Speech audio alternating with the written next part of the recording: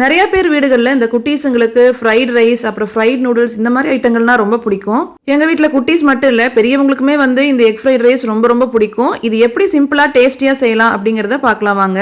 கடாய் சூடானதும் கொஞ்சமாக எண்ணெய் சேர்த்திட்டு நான் வந்து 3 முட்டை சேர்த்திருக்கேன். முட்டையோட டேஸ்ட் இன்னும் எக்ஸ்ட்ராவாக வேணும், ஃப்ளேவர் வந்து அதிகமாக வேணும் ஃப்ரைட் ரைஸில் அப்படின்னா இன்னும் 2 முட்டை கூட எக்ஸ்ட்ரா ஆட் பண்ணிக்கலாம். அதோட கொஞ்சம் மிளகுத்தூள் உப்பு போட்டு நம்ம வறுத்து தனியாக எடுத்து வச்சுக்கலாம். கடாயில் இன்னும் கொஞ்சம் எக்ஸ்ட்ராவாக எண்ணெய் சேர்த்திட்டு கட் பண்ணி வச்சுருக்கிற பூண்டை வந்து உள்ளே ஆட் பண்ணிக்கலாம்.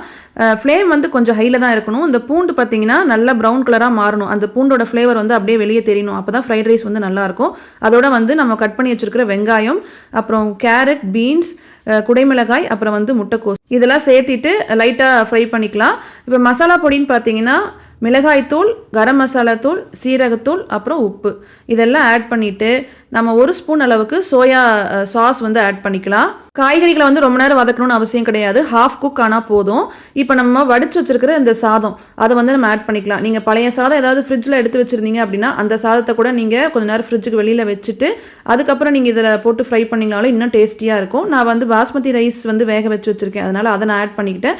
அதோட நம்ம ஃப்ரை பண்ணி வச்சுருக்கிற அந்த முட்டையும் மிளகுத்தூள் அப்புறம் கொத்தமல்லி தழை இதெல்லாம் ஆட் பண்ணி நல்லா மிக்ஸ் பண்ணிக்கலாம்.